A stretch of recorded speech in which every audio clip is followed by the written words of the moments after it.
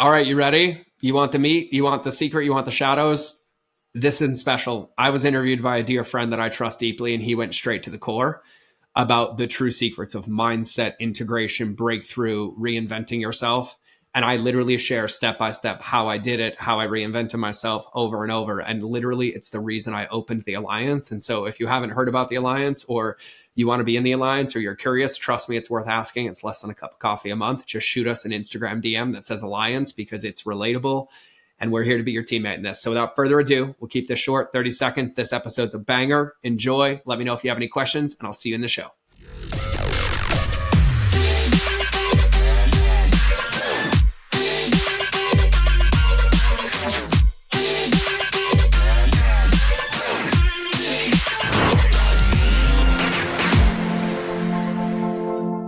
On paper, George was the best digital marketing consultant in the world. Unlimited waiting list, bank account flowing, multiple houses, mountain $1 million house, multiple cars, horses. By May of 2020, right around when I got that clarity, it was all gone. Once you said your ego was wrapped up in your identity that was keeping you disconnected from yourself. Now, anyone listens to this podcast knows that it is truly about the relationship with ourselves first, and the inner work is a big picture that we tend to leave last. So could you dive into that? I love that. It's like your ego. Yeah. Okay. So what was the ego keeping you trapped from? Yeah. So, oh, Jesus, I love you already. Oh my God. This is the best way for me to start my day. I love this. I love this. Okay. So, because I don't know a lot about your audience, I'm going to gauge my answer based on how you communicate and speak and how you framed it for them. So I'll give context because it will help me answer this and how I got to this point. Yeah, right? The context of you is all I want to talk about. Yeah. So we'll rip open the backstory to answer that question of like how I found my identity wrapped in my ego and the way it represented itself, and how later I realized that they were all these new addictions that I was justifying so I could hide in plain sight and have evidence to use to basically justify disconnected behaviors. And through many, many, many painful, and I mean very painful, that I now love with all of my heart, lessons, and a whole lot of being able to sit still in a chair with no agenda and love every second of it and be okay if it lasted forever. And that is a muscle I still flex today. But it took a series of painful moments and stillness practices of 3 years. And I'm talking the same question on the top of the piece of paper every morning, every lunch, every dinner, every moment every shower, every bath, every hike, every workout, every drive, in silence, waiting and waiting and waiting. And in hindsight, I wasn't waiting for clarity. I was waiting for evidence to trust myself enough to know that when I stepped in that direction, I was going to do it from a place of love and not for the wrong reasons. And so for the first time in my life, I knew that I was doing the work that I wanted to do that was also aligned with being the man I wanted to be. When I started seeing all of my friends again, and they're like, "How are you? You seem so happy. How are things going?" And then I filled them in on the story, and they were so mad at me because I didn't tell them or call them or text them when I was in those like darkest and darkest and darkest shadows. And every one of them, I was like, "Can I swear on your podcast?" Go for it. Okay. Every one of them like, "Hey, you selfish motherfuckers, stop for a minute. Why are you making this about you?" And they were like, "Huh?" And I was like, "You do realize that all the coaching you've all given me over the years, I just put into practice because none of you knew any of that happened, which means I didn't come crawling and running. I didn't come looking for false empathy. I didn't come to tell a story so that I could avoid doing the work just because I couldn't sit with the emotions. I literally didn't come looking for the answer on how to fix it. I didn't even come run my new ideas by any of you. So I had to fully trust myself and make some very hard decisions. And then they were like, oh, shit. And then like one of my dear friends, like one of the deepest men in my life, soul brother, like numero uno man in my life, Stefano Sifondos. Mm-hmm. He is one of the greatest men, coaches, consciousness, masculine, feminine, integration, breath, trauma, and my best of best fucking friends. And he is probably the only man that was ever able to safely hold a container for me. And in one of those darkest of darkest moments, which was, and I can tell you the fucking time. Could you describe how that looked and felt, like the safest? Yeah. Container? Oh, yeah. I'm gonna paint the picture of where I was in my life, and then I'll paint the picture of how Steph and I met, and then how he created that container based on the whole context of the relationship. If that's okay. Absolutely.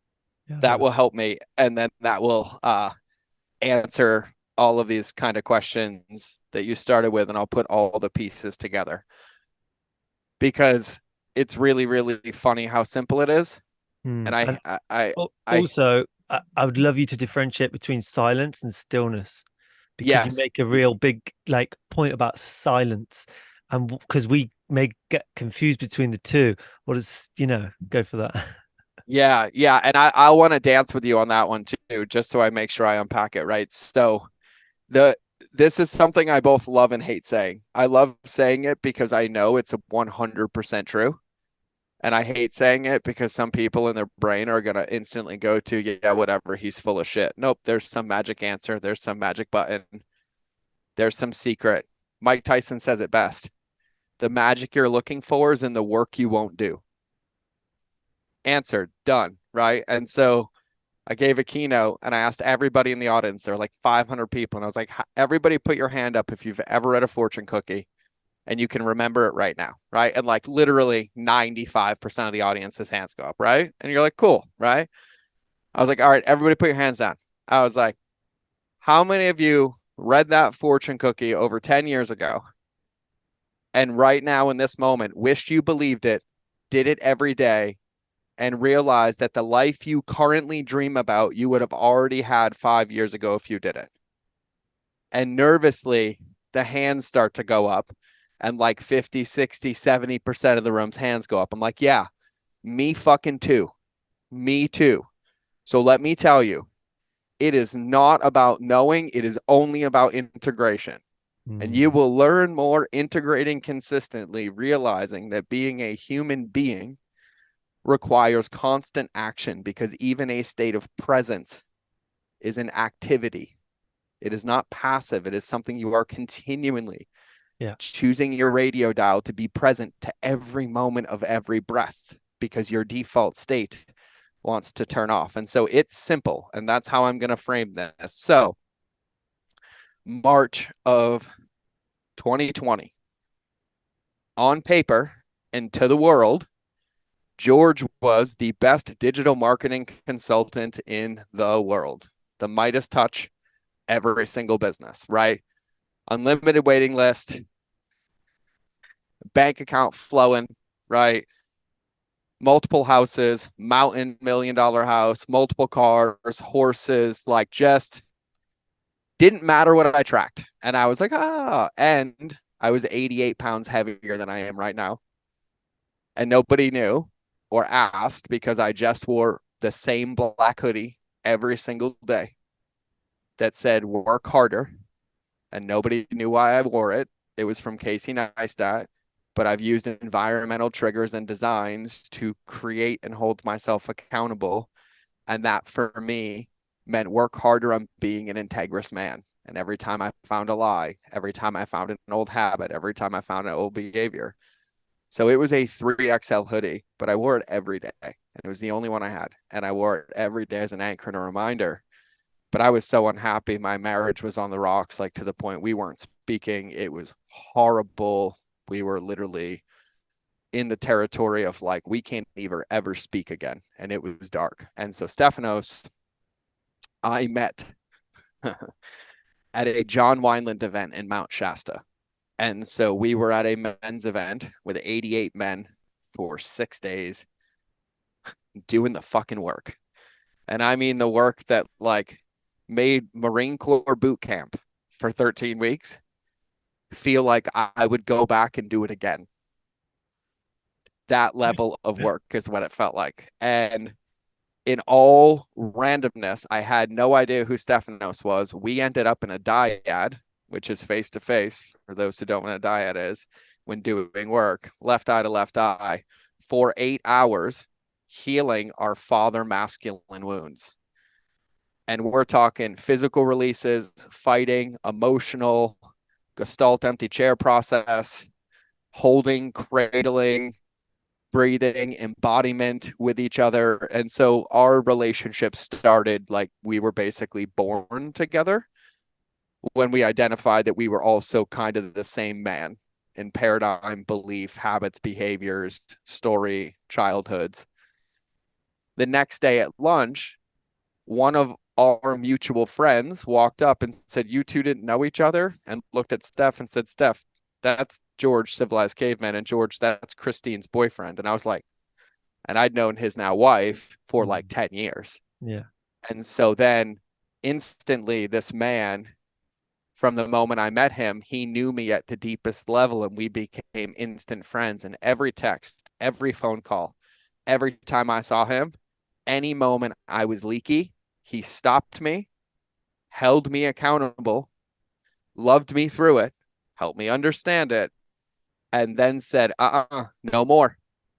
No more back doors. This is it. This is how you have to live. And then created that standard for me to a level that I trusted him with my life inherently. And I've watched him do this with men and women, and the way that he dances. He is one of my greatest teachers, friends, clients. We love dance together. And that's how he gets me. And I called him one night because we were on the verge of cops on both sides and like literally not knowing what to do. Snowstorm, Mammoth, California, like horrible.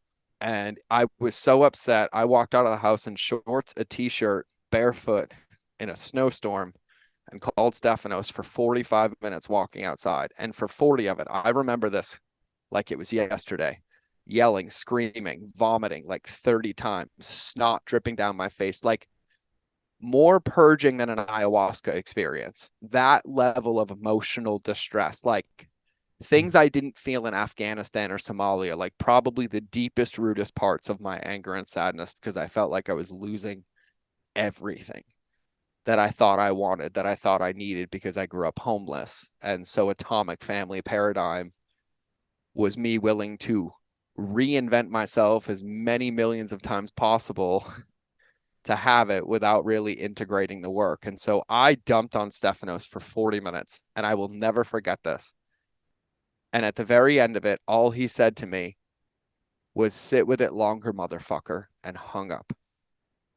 And he is the only man and the only person that I could have heard that from.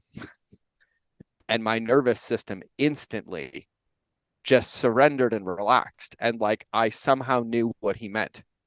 And so the next day I put on my hiking shoes and I just started hiking. And I said I was going to hike until I found clarity.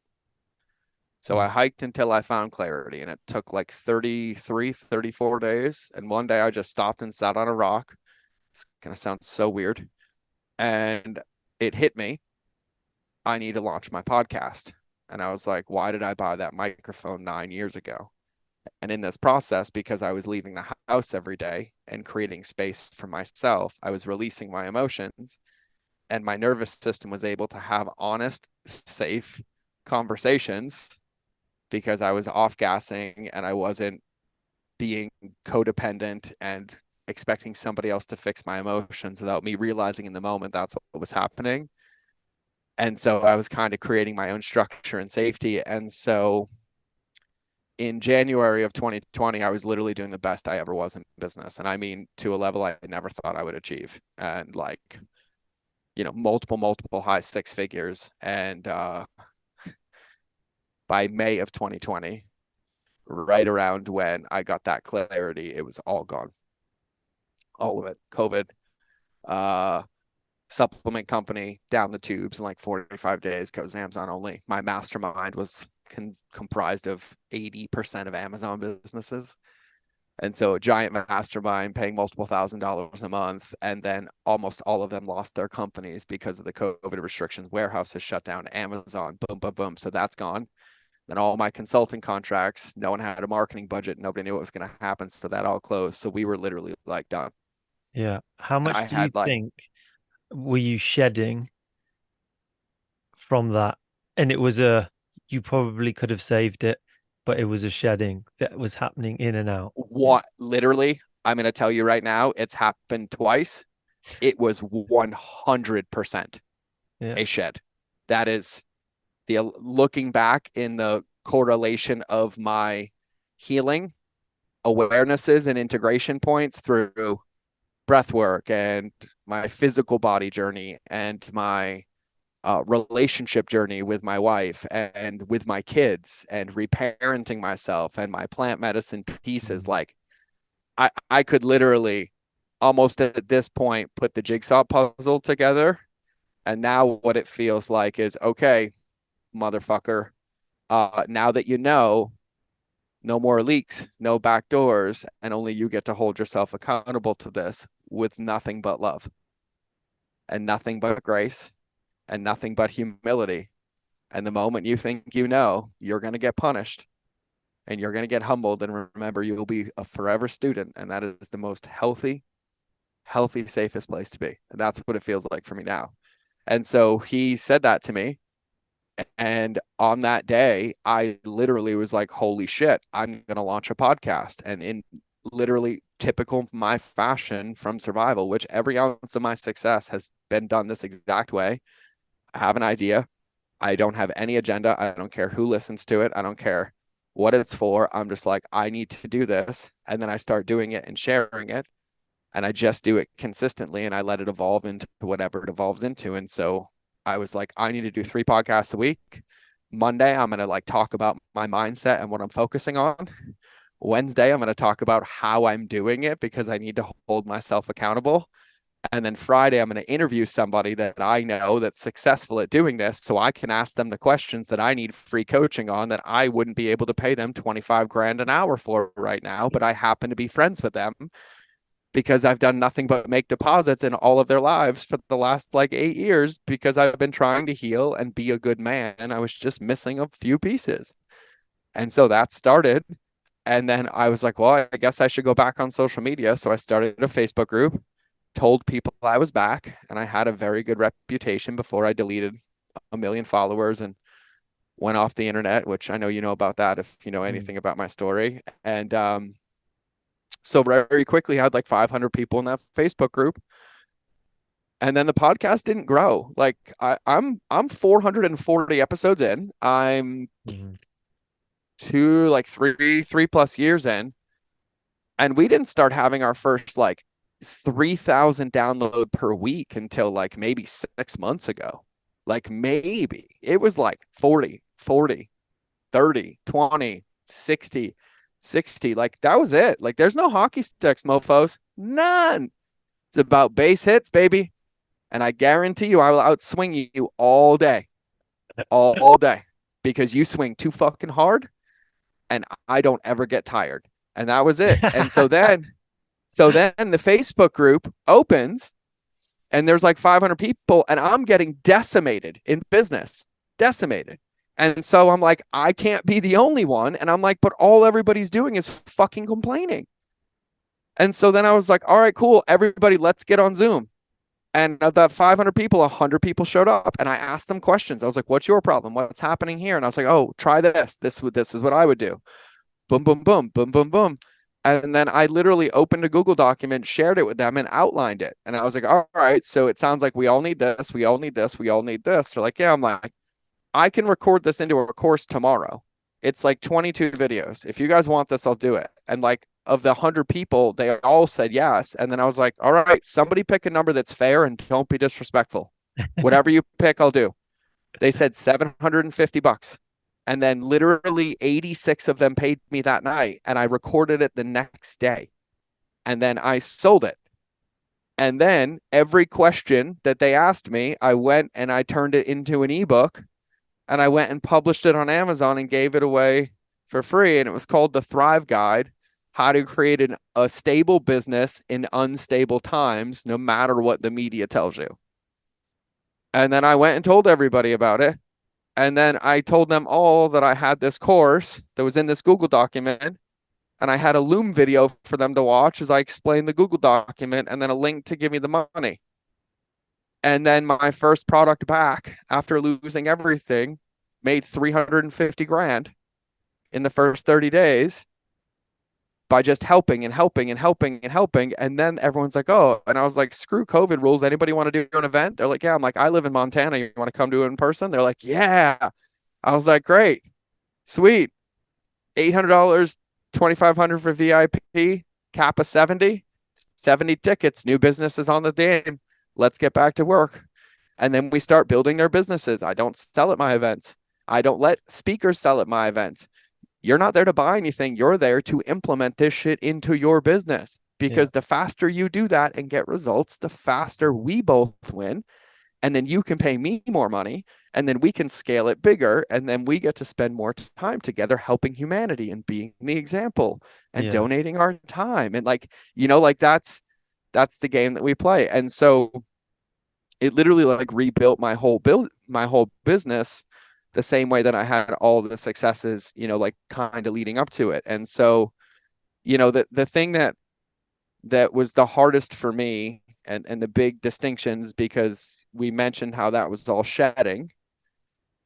The first shed was when I got out of the Marine Corps after 13 years, thinking that was my entire life and identity. As you opened this question that's getting a 30-minute answer to it, I apologize. I hope you're okay with this. Are you okay with me answering this way? Yeah, man. I know I had this expectation, so we're going. Okay. Well, just so you know, in human design, I'm a generator, and I have to be asked a question to respond. Yeah. And I'm feeling into that, and I'm holding back a lot of questions, but it's also it's tuning into what's needed as well right now. So okay, cool. It's good, man. No, it's cool. nice. So with the question that you asked me with, and how my ego was wrapped into my identity, and this dance of not knowing what a shadow and light is, and that I was trying to eradicate them instead of understanding that my job is to give them a cup of coffee and tell them to shut the fuck up and get back into their car seat, right? Because they're 18-year-old toddlers. That's what my shadows are. That's what all those negative thoughts in my head are. They're just whiny little babies, but they're definitely a part of me, and I can't kick them out of the car. So I just tell them to have a cup of coffee and shut the fuck up, right? That's really, I think, how I define my life's purpose now, is just keeping their seatbelts nice and tight. And if one of them grabs my face or rips my ears yelling too loudly, I just stick a pacifier in their mouth. And so with the Marine Corps, my childhood was the most beautiful life that I could have ever asked for, because I can tell you right now that I feel like I live in my purpose, and I wouldn't trade it for the fucking world. Like, nothing will stop me from doing what I do right now. No matter what it looks like, I just love helping people the way that I do. And it's just integrous integration for people to realize how bright lights they are, and that it's all of us helping each other that wins the game, right? Like, that's what it's about. And so I wouldn't trade it for the world, but I wouldn't wish it on anybody else either. And so, it was dark. Drug abuse, sexual abuse, physical abuse, to the point where I felt safer at 13 to be homeless than I did to be in the home.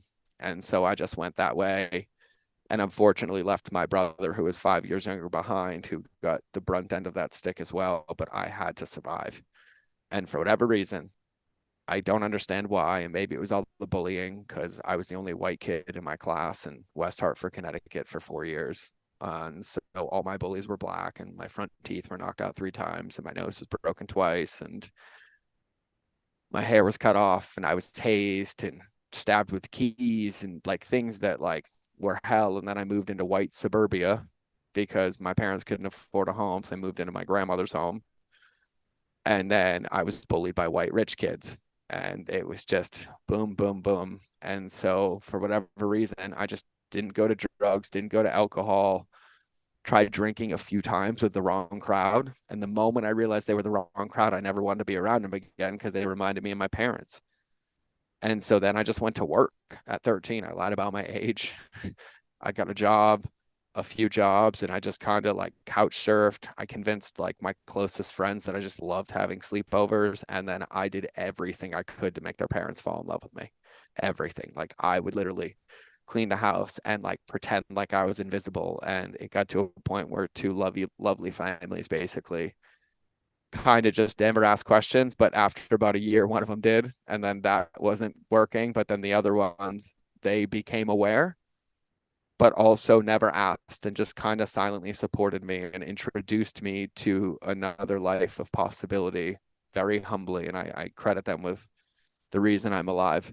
To the point where I was able to make it. And I was like, get me the fuck out of here. And I was like, I'll join the Marine Corps. And for me, I was like, this is the hardest thing I can do. And I needed to prove to myself that I could do something.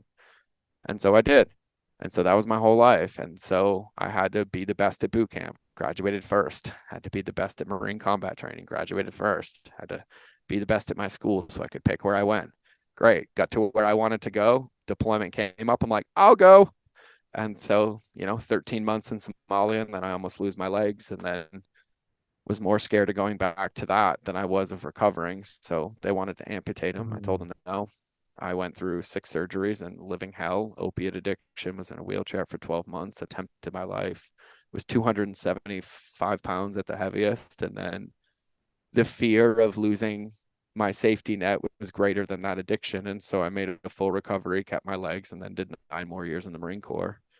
But then had 7 traumatic brain injuries, and a lot of things happened that weren't good. And my body was decimated, bleeding on my brain, fluid on my brain. But I was blessed in Afghanistan after losing my dad to cancer and becoming his caregiver after having the child that I had. So healing all those wounds and not speaking to my mother for 15 years and showing up at her front door with my now wife, because I realized I would never be able to have a wife unless I had a relationship with my mother. And so all these pieces just happening. And I found paleo, and I started eating paleo and doing CrossFit in Afghanistan. And I was bulimic for 15 years because of the sexual abuse. And when my hormones regulated, I realized I had celiac disease.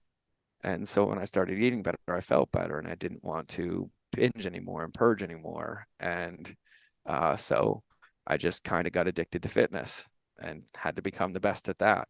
But that led to me wanting to heal bulimia. So I started making a recipe every day and posting it on social media. And so that's how I became an entrepreneur. I was just posting recipes until somebody asked me to make a blog. And I'm like, what's a blog? And I made a blog. And then the Marine Corps was like, hey, we're medically separating you. That means no benefits, no nothing. I'm out the door. And I was like, oh, shit. And so that was kind of how the game began. And I accidentally became an entrepreneur because then somebody asked me to make an ebook. I did. Made money. Asked me to make an app. I did. #1 in the world. Asked me to write a cookbook. I did. 22-week New York Times bestseller. Everyone said social media was broken because of the algorithm. So then I built 1 million followers to prove a point. And I spent my whole life being a man that everybody else said I should be, thinking that that's how I was going to belong and be happy. And so I met Mother Ayahuasca, and she helped a lot, to the point where in 7 days, after writing 1 journal prompt and sitting with it for 4 days, got an answer. That's 1 sentence, which was to stand with structure in the face of resistance to create possibility. Which was when my shaman, my dear friend Brad, said to me, your biggest problem is you're who everybody else wants you to be, or who you think they want you to be. And you've never asked yourself who you want to be, or why you're here, or what's your purpose. And so you can come sit with the medicine when you can answer that question. And so when that happened, it instantly hit me. And I was like, I can't be a food blogger anymore. This whole business is my addiction. I'm literally sharing my emotions with the world that aren't the full ones. So I don't have to be intimate with those closest to me, like my family. And all these generational trauma patterns that I claim to be breaking for my kids, I am recreating with a new lens. Holy shit. And so I was like, I have to give it away. And everybody told me to sell it. They said I shouldn't do it. I shouldn't do it. No, don't do it. And we were probably 6 weeks away from bankruptcy. And my wife was like maybe 8 weeks away. My wife was like 7 months pregnant. And so I had that clarity. And for the first time in my life, I made the first adult decision that said, I'm doing this for me and only me. And I have to do it. And I trusted myself enough to do it. And I called a friend because he came to me on my journey. And that was who I said I should give it to. He said yes. I framed it. I know it sounds crazy. He still runs it to this day. And then I gave it away. And 3 weeks later, I got a phone call from my friend Sean Stevenson. And he's like, hey, I'm at Jim Quick's house. We miss you. We're doing a mastermind on Monday. We wanted to see if you could come up. We'd all love to see you. And I was like, yeah. I didn't tell him anything that was going on. Show up in the room. There's 22 people who I all know, from Tucker Max to Aubrey Marcus to Jim to Michael Fishman to Sean Stevenson. You name it, they were in there. And everybody's so fucking happy-go-lucky. And then they get to me and I tell them everything, how miserable my life is. I'm about to go bankrupt. And nobody even responds. Nobody, not one fucking person, which led to a very, very big breakthrough in my life that basically you can feel like shit. We don't care. That's not why we're in this room, right? Commitment isn't feelings. Commitment is irregardless of how I feel. I'm going to keep my word to myself and understand that feelings are just part of the equation and distractions. They just get in the way. You just give them a cup of coffee, acknowledge they're there, ask what they're doing, and say, okay, cool. I understand that I feel a little scared, but I have to do this anyways, because this is what's going to get me closer to where I want to go. And so by accident, we get into this round table and somebody asks a question about Facebook. Tucker answers it. I was like, that's dumb, Tucker. I was not in a good mood. And he's like, what the fuck would you do? And so I go up there and I answer for 5 minutes, and then literally nobody says a word. So I'm like, well, I guess I'm just done. I just tanked. And I went and sat down, and they're like, no. Go back up and teach it for 45 minutes. And I was like, huh? And they're like, yeah. What are you talking about? And I was like, well, this is how I did it. And I taught this class. And of the 22 people in the room, 20 of them that day offered to hire me. And I didn't know that you could get paid to teach somebody what you knew. And every one of them like, yeah, no. Why would you pay me? I don't. And they're like, you need to teach this to our team or help us. And then a few of them said, we're in a tight spot. We can give you 50% of whatever we make. And I was like, okay. And so I just went in a day, rewrote their emails, rewrote their customer journeys, and then I doubled and tripled most of their businesses in 2 weeks. And so I made like $500,000 when I was like 4 weeks away from bankruptcy, after I gave away the business that everybody said I should never give away. And I trusted myself enough, and I created this brand new self-trust, and this new business arose out of nowhere. And I'm actually still driving down that road, except when I started that road, I brought some of those old behaviors in, and I was more interested in using the business as leverage to be friends with people that I admired, not because of who they were as people, because of who they were in the world. Yeah. And my ego was dancing everywhere. And so COVID was then the second biggest gift, which led to where I am today, which is literally the happiest, healthiest, clearest, most aligned that I've ever been. And so for me, about 3 years ago, I found this audio message in my phone yesterday. And I can tell you the moment where I found the leaks, because I was 237 pounds. I'm 170 right now. So for those in kilos, that's like 108 kilos. And now I'm like 73 kilos, something like that. And I was sitting there and I just broke down in tears, and I opened my phone, and I'm a verbal processor, and I was been avoiding doing it. I just started talking, and I started talking about how I was feeling, what was happening. And I was like, got into it. And I was like, holy shit, I've been avoiding nature. Go on a hike, put my shoes on, 104 degrees out, which is like my favorite time to train. Just feels like I like the pain a little bit, compression into like that emotional state. And during the hike, I opened it again and I start recording it, and I'm talking through my old habits and behaviors. And then I realized when I was walking, like a year prior, I stopped journaling. Like I stopped writing down the things that I was thinking about, these like very, very simple things. And so then literally that day I whipped out my journal again, and I literally just committed to consistency, like literally consistency. And I literally made a model for myself that now I get paid hundreds of thousands of dollars to teach for people to use for their customers, but it was my accountability model to get better. And so I literally wrote down on a piece of paper who I wanted to be in the future and what was one behavior in my mindset, what was one behavior in my state of being, what was one behavior in my body, and then what was one behavior in my business that I could do every day, that irregardless of how I felt, I could look at that piece of paper and say, if my choice today is to not take my life, which I made a commitment I would never do again because I understand my purpose, and all my friends that are no longer here and all those Marines that I lost and the ones that gave their life, like, no. Like I have children, I have a purpose. I don't care how I feel. I'm saying that I don't get to choose to commit slow self-suicide by not taking action every day, because being a human being is taking action. It requires action. It requires us to tune the dial in constantly. And so I wrote it on a piece of paper, and I was like, I've set myself to fail my whole life because I put my finish line where I thought everybody wanted it. Here's what I'm going to do. I wrote, I need to work out for an hour a day. Mindset, I need to consume at least 30 minutes of personal development until I find one thing.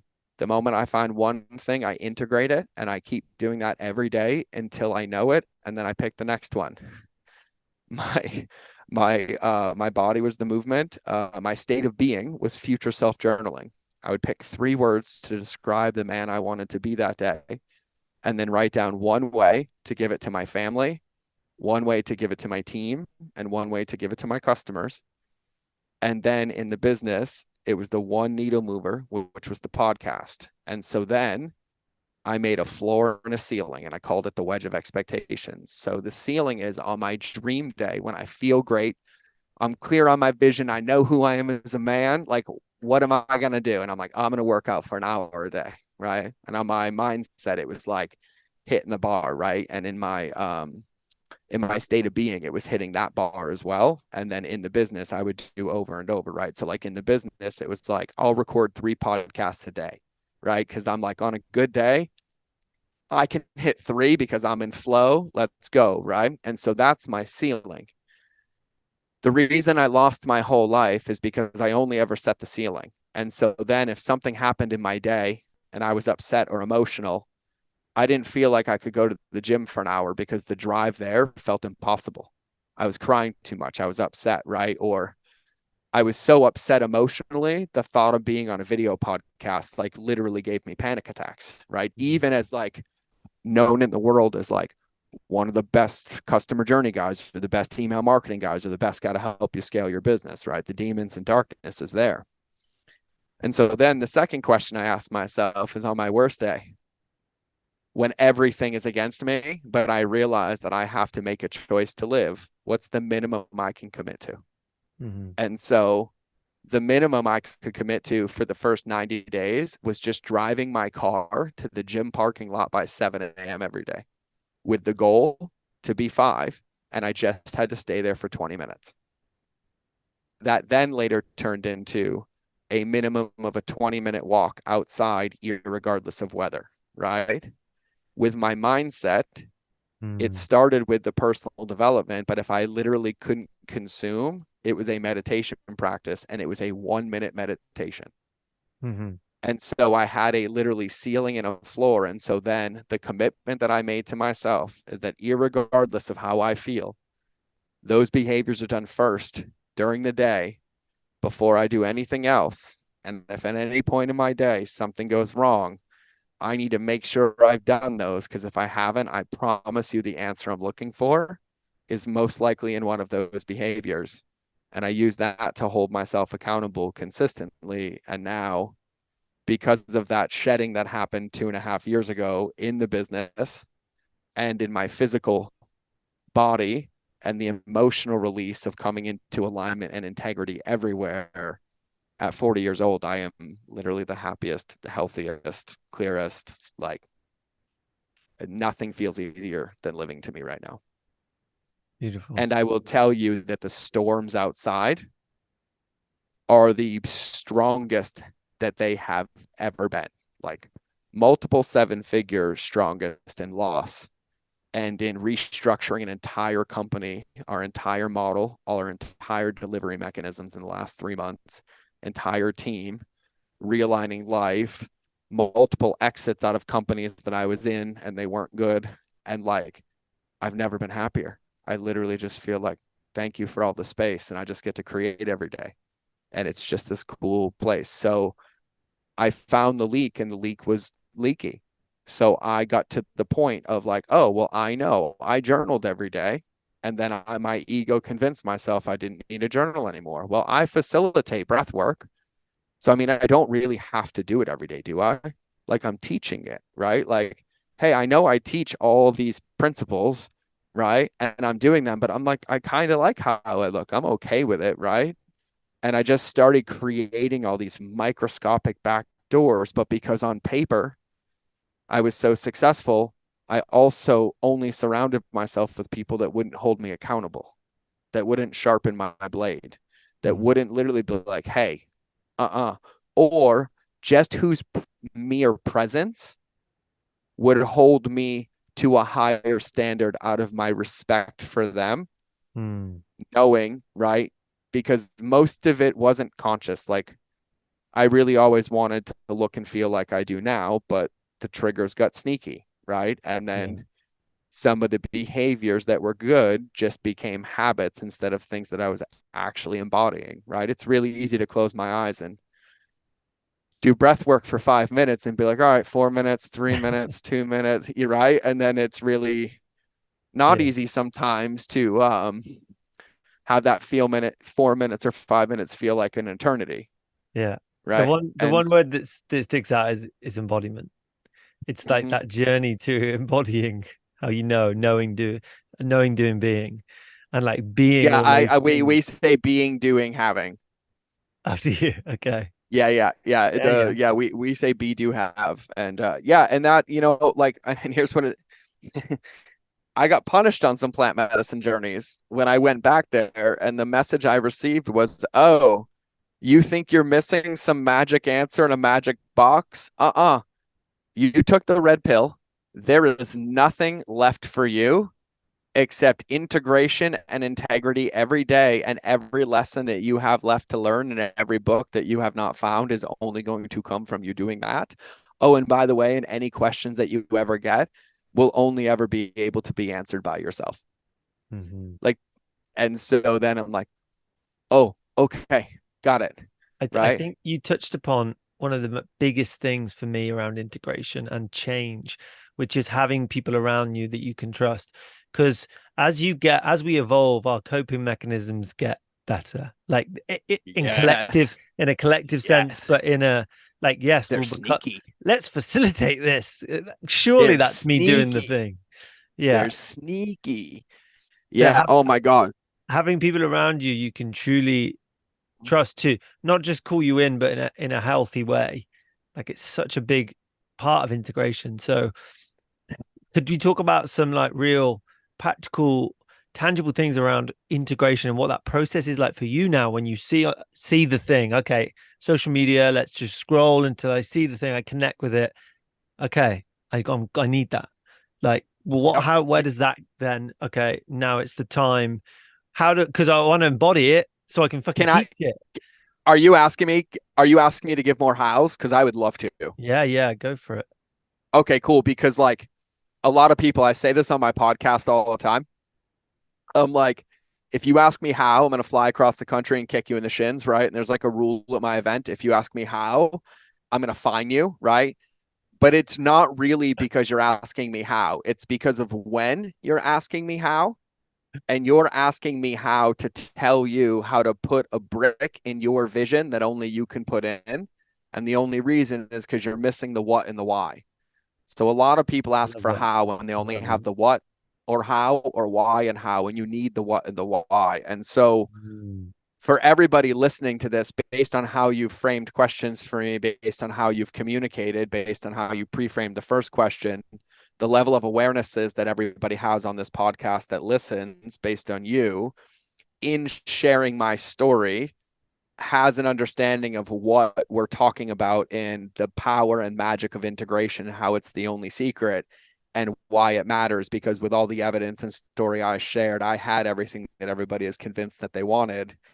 And I was the most unhappy, unaligned, and it felt impossible to keep, right? And so everybody has that. So then when I give the how, you'll also recognize that when you get to those places, the only how is you have 80%.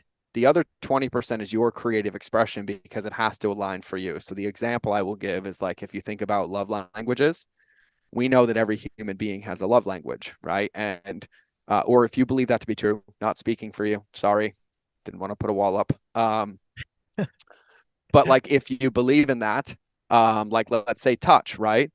But just because both of our significant others like touch, if you ask me how I touch my wife to fill her bucket and I tell you, but your wife doesn't like it, it is not going to help you or her, and it's going to create a wound, not something of benefit, right? That's what I mean by 80% is we agree that touch and touch, and they both want touch. The 20% is how you touch her. In my opinion, I lost, most of my clients lost, and all the people I coach lost is because they were too busy hitting copy and paste, and they were building everybody else's vision and not their own. They were building somebody else's marriage, somebody else's program, somebody else's body, somebody else's mindset. And I finally had enough cognitive dissonance in my life to realize that I was a byproduct of everything I consumed because I refused to pick up my own fucking paintbrush. That was really, truly, truly the secret. And so now I have no problem. I love giving people the hows when you get that and you understand that we have the same ingredients and we agree that these recipes belong on the menu, but your flavor is yours. Just because I say I do a 30-minute stillness practice minimum every day, and yes, I would die on that hill. If you don't have that belief, then don't do it. But when you objected to it, what's the one that popped into your brain? Do that one. That's what I mean, right? Like it's just and the example I'll give people is both in things that you learn and feedback that people give you. Think about all the music that people listen to. Do you intentionally remember every single lyric? No. Then why the fuck do you try to memorize every piece of negative feedback people give you or copy and paste identically every lyric that I give you? Don't. You're not supposed to. But if it inspires you, or if you like it, or if it triggers another one that you like better, then you've won the game. That's the whole point. And so just remember that when it comes to the how. So for me, the easy way that I do this, and this applies to any single human being, it doesn't matter if you are an entrepreneur, if you work for an entrepreneur, if you work in a company, if you're unemployed, I don't give a shit. Doesn't matter. I believe in the state of the world. There are two states of being that I live in. There's the state of building myself as a lighthouse, which is the analogy that I use, right? To give my light to the world, to have a purpose greater than myself, right? And when people ask me how I measure my success, for me, I now summarize and I say, don't give a fuck how many people come to my funeral. I don't care how many people post about me online. All I care about is how many people silently show up to support my family when I'm no longer here without them knowing. That's it. That's how I measure my day when I put my head on the pillow. Did I make enough deposits in enough people at a deep enough level with no agenda to make sure that if tomorrow I got hit by a car, that no matter where they are, what's going on, that an army of people would assemble and get their asses to Montana and my family would never have to make a decision for the rest of their life. That's how I measure my success. And so I believe that we all have a purpose as a human to build ourselves, to be aware of ourselves. And as Sadhguru said in an interview with Mike Tyson, which, by the way, is one of my favorite fucking interviews in the world, Mike Tyson and Sadhguru interviewing each other. It's on YouTube. Everybody go watch it. Okay. That's a requirement. That's why you heard it. That's why the universe has you listening to this right now. It's not an accident. But he talks about, Sadhguru says that we get this vehicle, right? Our bodies are our vehicles for our soul. We're issued this vehicle, but we never take the time to open and read the owner's manual.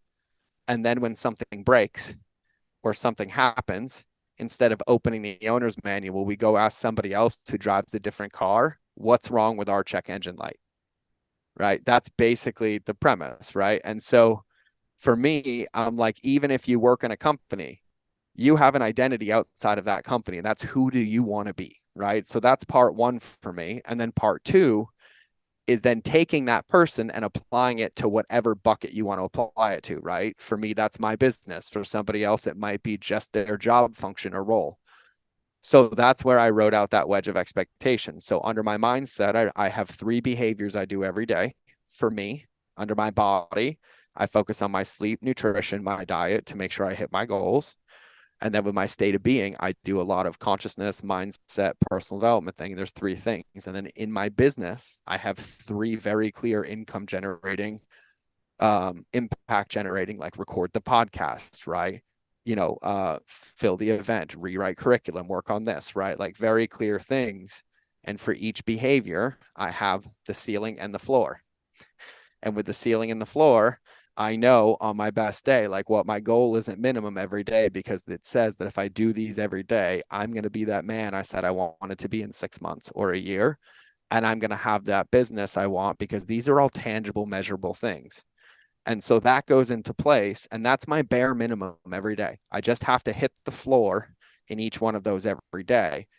But if I hit them all, then in the business, I have a whole big pool of things to choose from to focus my time and energy on. So then I created a model called the SOS model. And this is the model that I have to get back on task if something happens. And I'll explain it really quickly, because I also have a podcast breaking it all down, and I can send it to you and you can post it in your show notes for everybody. But it's basically inner tools, inner circle, outer circle. Inner tools is anything that you can do right now, if we said pause, as a pattern interrupt to get back into your body and out of whatever negative emotional state might be happening, right? So for me, it's instantly go outside for a walk. Breath work's number 2. A song that I have, a specific Spotify playlist called Mindset Change, and it's my 3 favorite songs that change my state of mind, is number 3. Going through photos of my kids is number 4. And then I have a song that's like my no shit, I know this one works every time, right? Those are my inner tools. And in parentheses, it says, set a timer for 5 minutes, right? So if you open your iPhone in the notes, I make my clients make this, and the only pinned note in their iPhone is this, and it says SOS, and then they screenshot it and make it the background of their phone. And so that's what the top section is, 1 through 5. Then inner circle is 9 people who hold you accountable to your potential, but don't believe your story, that you pre-brief when you make this. And you say, if I ever send you this word, I'm going to text you or call you, and I need you to be radically honest with me. And then you have the outer circle, outer tools, which are, these are resources that we forget about that we have when we're in a heightened emotional state. And so then if you're ever in your day and you find yourself in a self-sabotaging behavior or in the death scroll and you catch it, you immediately go to the SOS, and there's no thinking involved. And those 9 people you also pin in the top 9 of your messages on your iPhone. So the 200 times a day you look at your messages, it's environmentally anchored in this reason that you created that brief with them and told them who you wanted to be. And if you apply any specific clarity from any breath work, any goal, any workout plan, any mindset goal you have into a model like that, I promise you it's just a matter of a when and not if. Incredible. I somewhat didn't pay attention to what your integration process looked like because I was still impacted by the way you framed that in the first place. And I know we got to wrap up here. Yeah. But what you Well, said yeah. what- So basically with that, I can talk about the integration process, right? No, So for no. me, It was kind of like I was so focused on the what and the why being the 80%, and the 20 is essentially me knowing what I need to fucking do, which is the same is going yep, back to the quote of Mike Tyson saying, you know what you need, but just do that fucking thing. yep, Everyone knows yep, how to integrate, but it's like yep. tuning back into this. And that's what we So don't do. so I have one other thing to share that I can share in 60 seconds that will summarize my integration. When I gave away that company, I also on ayahuasca had the clarity that the reason I was stuck is because I was building everybody else's businesses because all I was everybody else's visions because all I was doing was consuming. So when you consume, you're building my vision. When you create, you're building your own. So when I gave away that company, the gap in between is I didn't consume any content for 3 years. 3 years. And all I did was create. So every time I had a shitty emotion or a shitty feeling and I wanted to hide, I couldn't. So I went live on Facebook and I talked about it. I went live on Instagram and I talked about it. I recorded a video about it. And everyone's like, how did you get all these clients? Where did all these people come from? And so I was like, well, instead of consuming, I created. So the moment I get clarity, I immediately am like, that's all I need. It's just one bite at a time. And that's how I do it. Beautiful, man. Thank you, brother. Appreciate you jumping on here. Yeah. And listen, man, if you listen, I love this. I know I talked the whole time, but if you ever want to do a part 2 or a part 3 or a longer one, like I'm totally let's down. book it in. We'll do it. Okay. Just email Yeah. Ashley. And then, should we tell everybody where they should find me or do you do that in the intro? I'll do that. I'll do it. Don't worry, man. Cool. Sweet. Appreciate you. Appreciate your time. Appreciate what you're building and how you're moving. The last couple of years have clearly been a big process, but it's this year I know my next call is fine, I have a minute, but this year is the year that the universe and my work reminded me that I've been teaching everybody the Bible, and this is the year that I have to integrate my own Bible page by page, and I'm in from January of this year, like probably the biggest final shed that just feels like creation and love from this point on in every bucket. And so it's actually interesting because all I want to do is like be on the field. And it's like I'm excited to rebuild everything from the ground up to just literally to be able to give whatever I want to charity, whatever I want to the world, to pay people whatever I want. Like it's the most beautiful thing ever. So I'm pretty excited about this year.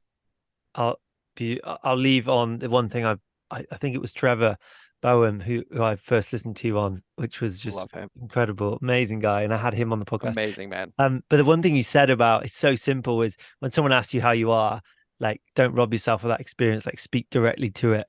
It's so powerful, and it's changed a lot for me. Be honest, I'm telling you, it's so simple. It's like it's a magic trick, and for everybody, this is the perfect way to wrap because I literally have 30 seconds. This is an easy thing. If somebody asks you how you are, instead of saying good, be honest and be like, I spilled my coffee, traffic sucked, and I had a lot of negative thoughts, but it's nice to see you. Or if you see somebody ask you, be like, wait, no, how are you really? I'm telling you, it's like a magic trick. It will change the game for you. I do it everywhere, all the time. It's like literally a freedom slip to presence. It's just boom, game on. So everybody do it. Feel it. All right, brother. All right, man. Thank you, man.